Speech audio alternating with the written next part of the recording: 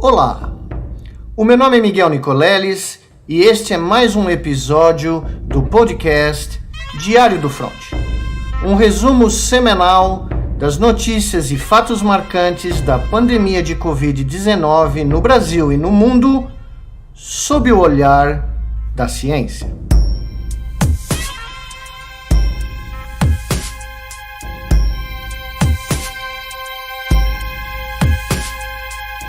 São Paulo, 31 de maio de 2021. Este é o episódio 8 do podcast Diário do Front. E para conversar comigo aqui hoje no podcast, novamente eu tenho os produtores do podcast Diário do Front, grandes amigos Cacau Guarnieri, Marina Miranda.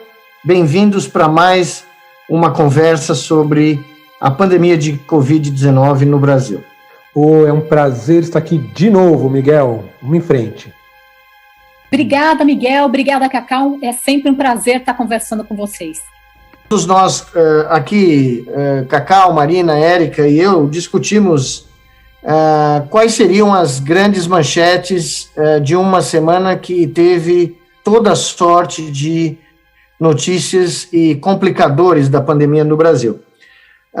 E nós vamos conversar sobre essas notícias e vamos também, numa inovação aqui do podcast, responder algumas perguntas dos nossos ouvintes do podcast lá no site do El País e também nos canais do YouTube, no meu e do El País, que transmitem o podcast todas as semanas.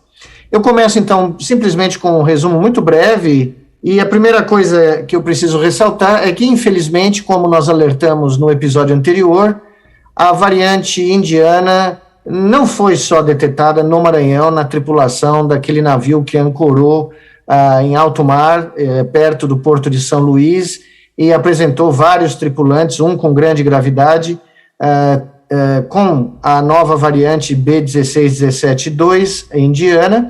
Ao longo da semana, nós tivemos confirmações em vários estados, e o que mais me chocou foi o fato de que passageiros, como na primeira onda, entraram pelos aeroportos internacionais brasileiros, notadamente o de Guarulhos, em São Paulo, já infectados, fizeram teste, mas sem nenhum tipo de quarentena, sem nenhum tipo de restrição, circularam livremente pelo aeroporto de Guarulhos. Um desses pacientes pegou outro voo para o Rio de Janeiro, se hospedou num hotel próximo do aeroporto Santos Dumont e depois foi para campus de Goytacazes do Rio de Janeiro e voltou no dia seguinte para a cidade do Rio de Janeiro, novamente transitando livremente e estabelecendo contatos com um sem número de pessoas que nós provavelmente jamais saberemos.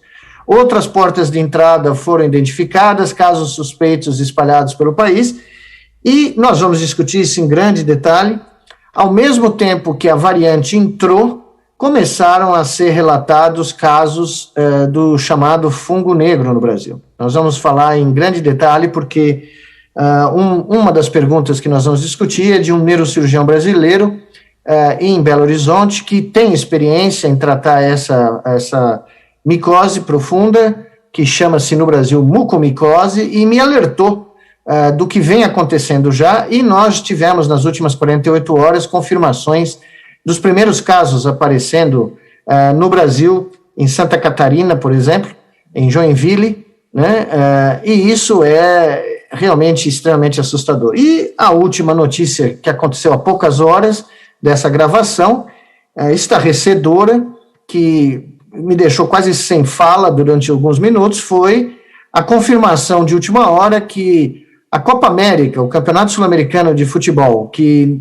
foi originalmente marcado para ocorrer na Colômbia e na Argentina, dada a desistência da Colômbia por toda a crise social que o país passa, e ontem a desistência da Argentina por causa da pandemia, o Brasil, do nada, resolveu aceitar um pedido da Confederação Sul-Americana e vai realizar o que eu já estou chamando da Copa Coronavírus para toda a América, porque evidentemente não era o momento, e essa competição só vai trazer uma série de dores de cabeça para o Brasil, uma vez que 9 delegações com mais de 50 membros vão se deslocar para o país, vão passar um mês rodando o país, a gente nem sabe direito quem vão ser as sedes ou quais vão ser as sedes, porque alguns governos já negaram a querer organizar, apesar que outros já aceitaram, o que me causa um espanto completo.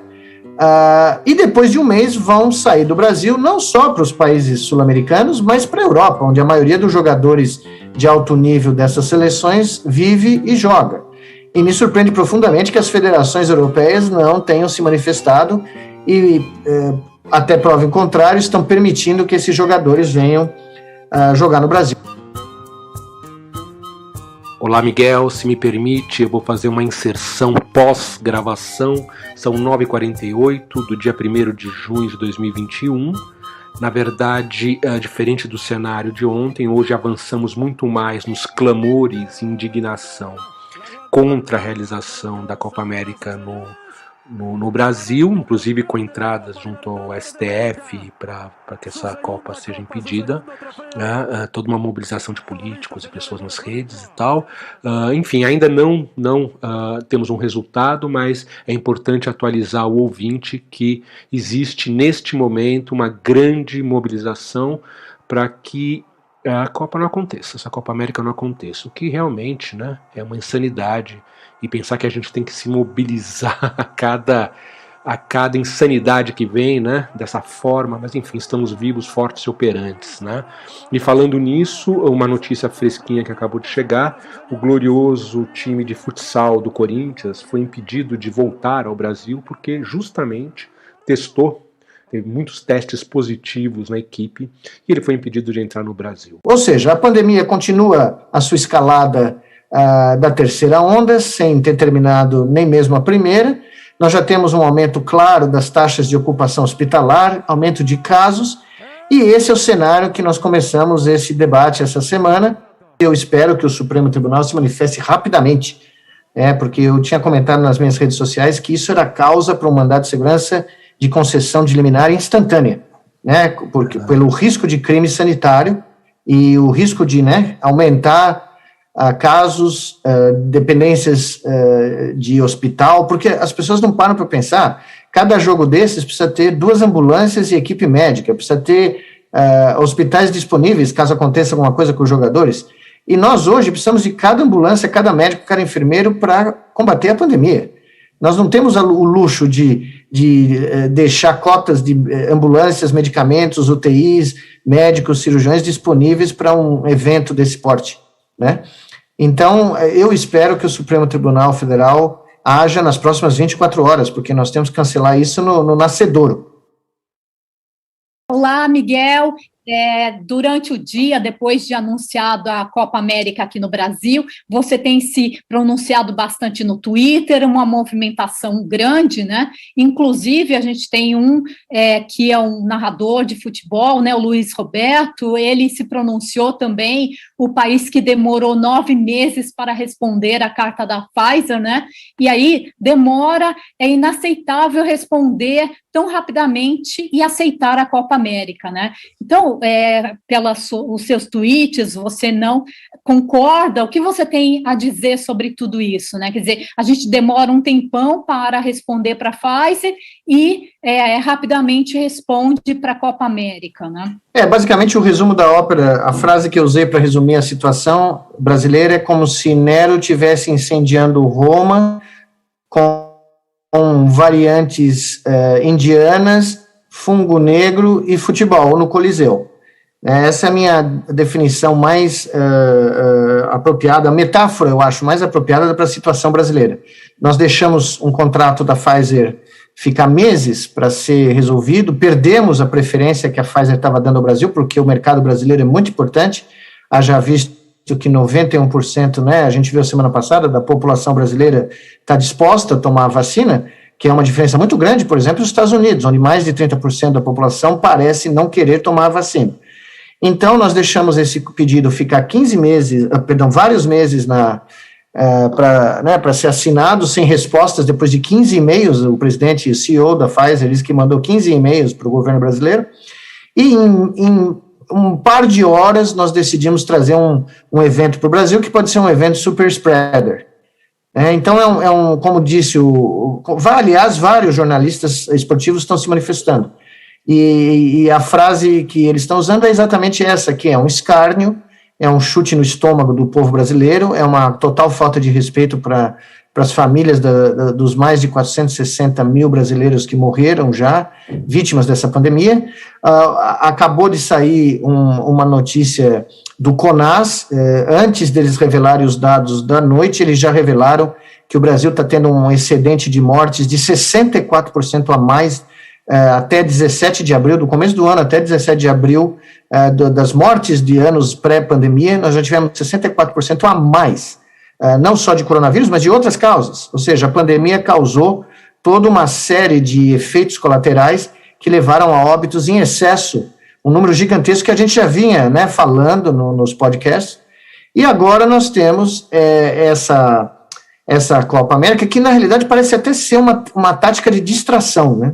Parece ser uma forma de distrair a sociedade, a imprensa, a mídia, da crescente oposição às medidas, ou à falta de medidas tomadas pelo governo federal e à total irresponsabilidade e falta de empatia humana que o presidente do Brasil tem mostrado. Só para finalizar essa sua resposta, você, Marina, a notícia já está varrendo o mundo, tá? Já está saindo na imprensa internacional que o Brasil, em meio a uma pandemia fora de controle, o segundo maior número de mortes no mundo, vai realizar um torneio continental de futebol.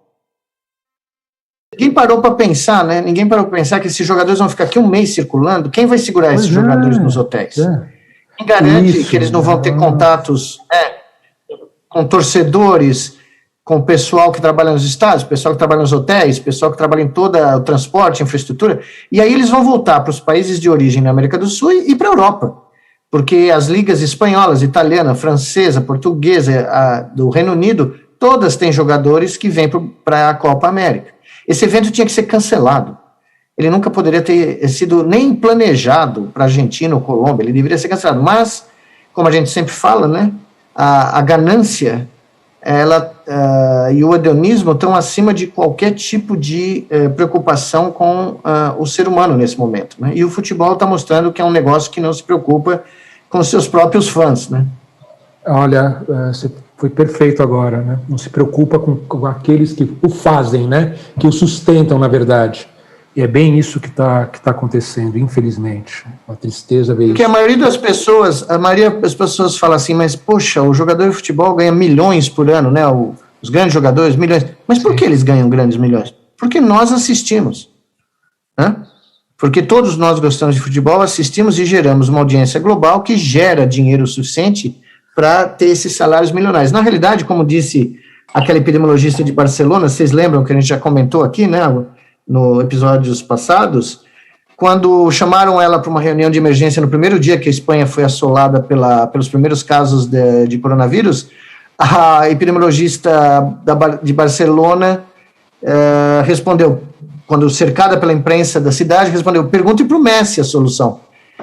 Vocês pagam para ele milhões de euros e eu ganho 5 mil euros e não tenho nem insumos no meu laboratório para fazer os testes necessários para detectar o vírus. E essa é a realidade, né? A prioridade está no futebol. Acho que é um dos grandes males, né? Prioridades erradas, nos lugares errados, né, Miguel? Bom, vamos aproveitar e vamos inaugurar aí o nosso módulo Perguntas da Rede. Marina, com você então aí no Passarinho Azul. Vamos ver aí o que tem aí para o Miguel. Bora lá. Miguel, no Twitter também um outro assunto que está causando bastante polêmica é sobre o fungo negro, né? Então uma das pessoas vieram perguntar por que está com essa nova variante, está enfrentando essa condição, trazendo o fungo negro para a Índia e agora esses casos para o Brasil, né? Então a pessoa está querendo entender o que o coronavírus tem a ver com o fungo negro. O problema é o seguinte, existem fungos oportunistas que atacam pacientes que estão hospitalizados e que estão recebendo medicamentos como corticoides que geram imunossupressão. São são fungos que basicamente se aproveitam do estado de imunossupressão e começam se a pessoa for exposta a eles, começam a proliferar rapidamente. Esse caso em particular, na Índia, as pessoas que começaram a receber corticoide, que têm diabetes, começaram a ter a presença desse fungo que colonizou hospitais, ele aparece em hospitais, ele coloniza os espaços hospitalares, os equipamentos, como equipamentos de ventilação, sondas, enfim. E como me foi esclarecido no episódio anterior pelo Dr. Eric Grossi, que gentilmente me escreveu, como eu tinha dúvidas sobre que fungo específico era esse, se ele existia no Brasil, ele falou para mim que, numa postagem, que esse é o fungo da zicomicose, e nós também usamos esse nome eu conhecia, que é a mucomicose, e que o que está acontecendo é que esse fungo, em pacientes que estão imunossuprimidos e têm diabetes, ele está crescendo rapidamente, ele dá lesões, ele entra pela cavidade nasal, os esporos, ele cresce, ele ocupa a cavidade nasal e ele invade o cérebro. E o tratamento é muito difícil, porque esse fungo, ele é resistente, ele tem altos graus de resistência a medicamentos antifungicidas. E nós estamos vendo que, por exemplo, um dos medicamentos, a anfotericina B, que é usado, os graus de resistência são muito altos. O Dr. Grossi esclareceu que ele já viu casos, e como ele é um esporo que entra na mucosa encapsulada, ele está explicando para mim que essa anfotericina B não trata, não tem como agir. Agora, ele não é o único fungo oportunista. Nós temos outros, como a Candida auris, que outros colegas estão me referindo e mostrando que também já está ocorrendo no Brasil. Para vocês terem uma ideia, já tem casos sendo relatados do fungo negro em Santa Catarina, em Joinville e em Manaus. E dessa Candida auris, que tem também um alto risco para pacientes imunossuprimidos, ela já apareceu em Salvador. E o que é assustador é que o tratamento, por exemplo, do fungo negro, ele tem que ser literalmente cirúrgico. Você tem que remover as placas que crescem no sistema nasal e depois em direção ao cérebro, e a mortalidade é altíssima. Na Índia, no começo dos relatos, a Índia aparentemente já cruzou 9 mil casos desse fungo. A mortalidade inicial era de 50%. Para vocês terem uma ideia da gravidade. O governo indiano disse que ela caiu para 30%, mas eu não consegui achar uma verificação independente. Em certos casos dessa Candida auris, a mortalidade pode chegar a 80%. Então, nós estamos falando de eventos seríssimos. Eles não são transmitidos de pessoa para pessoa, como a gente vê no vírus, mas os hospitais passam a ser... esse fungo passa a proliferar nos ambientes hospitalares, nos equipamentos, e isso gera a possibilidade de maior infecção à medida que mais pacientes com diabetes e com Covid são imunossuprimidos por causa do uso de corticoides no tratamento de pacientes graves. Então, nós estamos falando de algo que, no episódio anterior, a gente ainda tinha dúvida se poderia chegar rapidamente no Brasil, mas pelas notícias que nós tivemos nos últimos dias, já chegou. Mesmo, eu sei que isso parece um filme de terror, é um filme de terror, mas a gente tem que alertar, porque a gente tem que combater isso, e combater isso a gente já sabe como, né, Miguel? Já tem algumas coisas básicas que a gente não pode esquecer. E aí me leva a uma pergunta que tem aqui, do Saci Sarará, que fala o seguinte, pergunta a você, afinal, existe no momento de pandemia alguma aglomeração segura, Miguel? Não nos níveis de pandemia que nós temos, né? Você pode até reduzir a exposição das pessoas, mas em grandes aglomerações, seja ela fora de um estádio de futebol, mesmo que não tenha torcida dentro do estádio, ou como a gente viu nos últimos dias, nem todo mundo vai seguir as medidas de segurança, né? Nem todo mundo vai usar a melhor máscara. Nem todo mundo vai manter o distanciamento social, e muita gente vai estar nesses lugares assintomático. Eles podem estar carregando o vírus e estando assintomático. E no momento que nós estamos com 2.500 mortes ocorrendo, né, nos dias da semana que a gente tem dados reais, né, de quarta a sexta, estamos reduzidos a 3 dias da semana que você pode confiar os dados, né, porque terça-feira Minas Gerais não reporta seus dados completos. E eu não consigo ver como você pode ter nenhum evento de grandes grupos de pessoas sendo realizado no Brasil. E veja só, vocês sabem que o Reino Unido está para sair, né, do seu lockdown definitivo, né, o último lockdown que começou em janeiro, e agora, por causa do crescimento da variante indiana, já se fala que o término das medidas de contenção no dia 21 de julho pode ser postergado, no lugar que fez a maior vacinação associada com o lockdown da Europa, tá? Então, nós temos o exemplo europeu para mostrar que a coisa é grave, tá? É muito grave ainda para a gente promover aglomerações de qualquer sorte, né?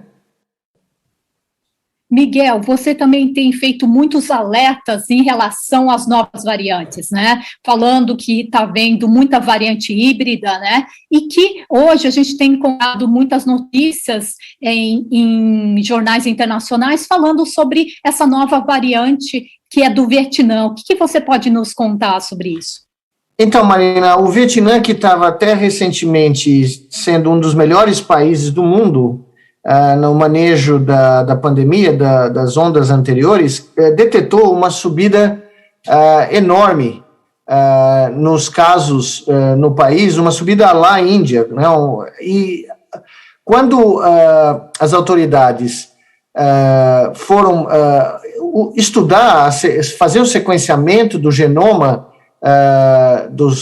dessas novas amostras que eles coletaram, para vocês terem uma ideia, desde o final de abril, houve os casos que no Vietnã são muito baixos, 6.713 casos, metade desses casos têm ocorrido desde abril. E isso gerou, né, uma comoção no país, e quando eles fizeram esse sequenciamento, eles descobriram que essa variante era uma combinação de pedaços, né, de mutações que vinham da variante indiana e da inglesa. E isso foi um grande choque, né, porque é uma variante dupla que basicamente tem um poder de espalhamento maior, que o próprio ministro da saúde do país confidenciou, né, à imprensa local, e foi reproduzida depois no mundo todo, que ele tem muito receio porque ela parece ser mais transmissível e pode não ser efetivamente neutralizada pelas vacinas que já existem. E veja bem, nós estamos falando da combinação de mutações que apareceram na variante indiana, que causou o caos completo na Índia, né, e que já chegou ao Brasil, e pedaços ou mutações semelhantes às da variante do Reino Unido, que foi responsável pelos problemas que o Reino Unido teve ao longo de todo o ano de 2020, com necessidade de 3 lockdowns. Então, você vê que, do nada, a gente já vê uma outra variante que pode ser preocupante e que já está no radar da Organização Mundial da Saúde. Uma pergunta aqui da dona Marisa, que é o seguinte: está correndo aí que idosos de 80 anos, né, que já se vacinaram com a Coronavac, talvez precisem tomar uma terceira vacina, uma terceira dose, na verdade, Miguel. A Marisa, eu compreendo totalmente a pergunta dela e faço dela a minha também, Miguel. Então, a gente vai começar a vacinar, a ter terceiras doses, a gente vai ter uma corrida das vacinas para tentar se adequar, do outro lado, a corrida das variantes, quer dizer, parece que são que nem vírus de computador, né? Vai se modificando aqui, o outro vai correndo ali, né? Num eterno matching aí de vacina, variante. Isso é uma realidade? Isso é uma... O que eu falo para a dona Marisa, Miguel? Veja, o problema é que nós temos múltiplas variáveis e nesse problema todo, girando em torno desse problema e muita coisa desconhecida. Essa opinião da terceira vacina foi um imunologista, se não me engano, aqui da USP, que publicou numa entrevista na Folha, no UOL, que falou sobre essa hipótese, mas eu vi também alguns artigos vindos da China, mas eu ainda não vi nenhum consenso se desenvolver. Eu acho que a primeira preocupação central nesse momento é que nós precisamos aumentar desesperadoramente e rapidamente a porcentagem de pessoas vacinadas no país. A nossa média, que chegou próximo de 1 milhão em alguns dias, caiu abruptamente pela falta de vacinas nesse mês de maio, e agora, dada a clara iniciativa aí, o claro aparecimento da terceira onda, né, indícios muito claros que nós estamos entrando na terceira onda, nós teremos que aumentar, nós temos que dobrar o pico de vacinação que nós tivemos. Eu acho que essa é a prioridade zero. Existem vários artigos que estão aparecendo discutindo combinação de vacinas, mas é tudo muito novo, e os números são muito pequenos. Os números reais que nós temos em grande amostragens, né, até de milhões de pessoas vacinadas, é que no caso das vacinas com 2 doses, você atinge uma proteção muito razoável. Nós tivemos aqui esse experimento no estado de São Paulo, se não me engano é na cidade de Serrana, né, onde nós vimos que o efeito muito positivo em redução de óbitos, de internações, de sintomas graves, com as 2 doses da Coronavac. Então, o problema, Cacau, é que tem muito ruído na linha, e tem muita opinião sendo dada avulsa, sem que a gente tenha estudos de grande potência estatística para a gente saber realmente, né, o que vai ser necessário. Claramente, todo mundo sabe que para a vacina da gripe, anualmente você toma uma nova dose para cobrir as cepas que estão dominando aquele ano no mundo. E eu, anualmente, nos Estados Unidos, tomo essa vacina em novembro. Mas é sempre uma vacina diferente e é todo ano. Então, é muito provável que a gente tenha algo parecido para o coronavírus, para esse coronavírus. Mas com o aparecimento dessas variantes, eu acho que ainda é muito difícil você ter uma resposta definitiva, sabe? Miguel, a gente está chegando quase no final do programa e também temos notícias boas também, né? Teve o estudo em Serrana que comprovou a eficácia da vacina do Butantan. O que você pode nos contar um pouco desse caso? Bom, isso foi um estudo, né, feito pelo Butantan para medir qual seria o impacto numa população restrita. Eu acho que eram 20 mil habitantes na cidade aqui no estado de São Paulo, de uma vacinação que cobrisse a totalidade, ou próximo da totalidade da população.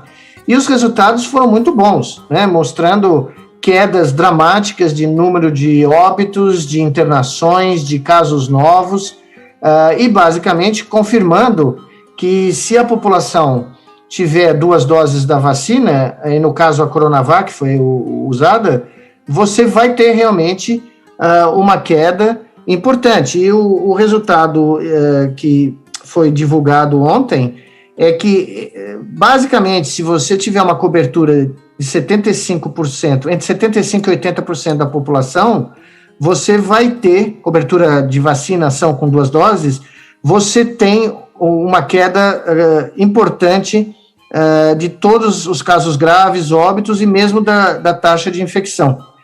Então, esse é um alento, né, que mostra que a vacinação é uma das prioridades essenciais do combate a esse momento da pandemia, junto com a tentativa de ainda manter as outras medidas não farmacológicas, isolamento social, higienização, redução de fluxos. Nós não podemos nunca esquecer desses componentes. Não podemos mesmo, Miguel. Puxa vida, é importante escutar isso. Aliás, é importante te escutar, viu, cara? É muito bom estar aqui com você, viu? Obrigado, viu, Miguel? Muito obrigado, Cacau. Eu queria também agradecer a todos os ouvintes que no último episódio foram gentis o suficiente para mencionar que eu poderia continuar pregando no deserto porque tinha gente ouvindo.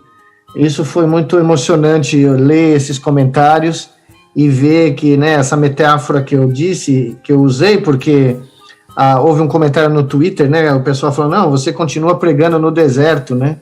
E eu brinquei que esse pregar no deserto já deu bastante resultado, né? E foi muito reconfortante ter vários comentários de pessoas que dizem, não, continue falando porque nós estamos ouvindo. E esse apoio é muito importante para mim, né? Porque, honestamente, não é um momento fácil de ser cientista no Brasil nesse momento. Porque eu nunca imaginei que você fazer alertas ou você mostrar dados e estudos poderiam provocar reações tão viscerais e ataques tão brutais, né? Na realidade, eu tinha passado por algo semelhante no passado, na época da Copa, por questões ideológicas, né, que conspiraram e contaminaram todo o esforço que essa equipe de 150 pessoas que colaborou para fazer a demonstração na Copa teve, mas eu nunca imaginei que no meio de uma pandemia a gente poderia ter esse tipo de agressão. E ler esses comentários de tantas pessoas na última semana não é só reconfortante, mas dá muita força para continuar fazendo essa pregação no deserto. Porque, como já aconteceu anteriormente, tem gente ouvindo a pregação no deserto. Com certeza, Miguel Nicoleles.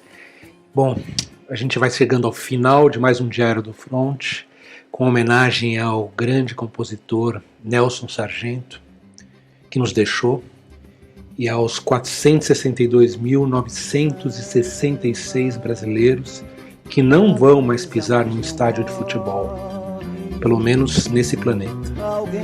Fica nosso abraço. Antes do suspiro derradeiro, samba, negro forte destemido, foi duramente perseguido na esquina, no botiquim, no terreiro. Samba, inocente pé no chão, a vida ao dia do